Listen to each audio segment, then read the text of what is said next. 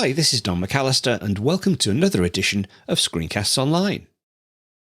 Well, it's that time of year again, and Apple are putting the final touches to macOS 15 Sequoia. As such, I'll run over some of the changes to macOS, although there are some features that won't be made available until after the initial release.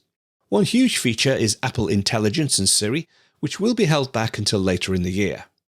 There are also some geographical limitations which may prevent all features being made available to all territories at launch time, but as usual, we'll do some deeper dives of all of the new features in future Screencast Online shows as and when they become available. Before we take a look at macOS 15, just a reminder that before undertaking any operating system upgrade, it's always a good idea to make sure you have a valid backup, and if you are critically dependent on any software packages, make sure to confirm that the software is supported on the new release. It's actually also prudent to perhaps wait until the first point release before committing any production hardware to the new version of the operating system. So, with that being said, let's take a look at macOS 15 Sequoia. Now, because I'm recording this in advance of the full release, this is actually one of the later beta versions of macOS 15 Sequoia, so there might be a few minor changes, but I think it's pretty solid at this point.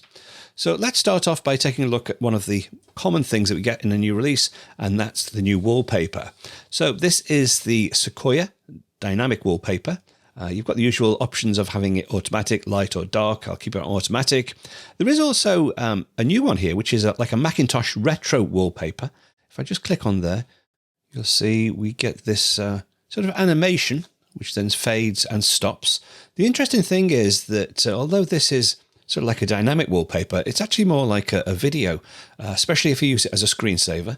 So if I just pop this down out of the way, I've got my top left-hand hot corner set up to be a screensaver. So if I just go up to the top to invoke my screensaver, you'll see that the animation carries on.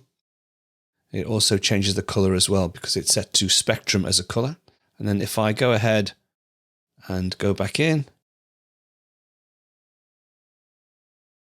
there we go, it just settles down. And that's my new wallpaper. So it's very interesting how they've done that. They do the same thing with the landscapes. There's an extra 3 landscapes in Sequoia. Sequoia sunrise, Sequoia morning, and Sequoia night. Again, if I just demonstrate this, if I click on that one, so that's your wallpaper, which is a nice static wallpaper. And then if I go up and switch on the screensaver, you'll see that we'll start to animate. This moves left to right. The other one sort of moves into the trees. But again, if I just go ahead and invoke my desktop, I'll just log back in. It slowly stops, and that is now my new wallpaper. It's very, very cleverly done, very nicely done.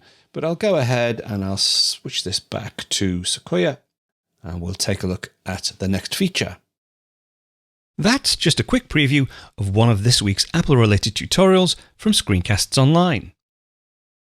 Screencasts Online is your premium source of Apple-related video tutorials.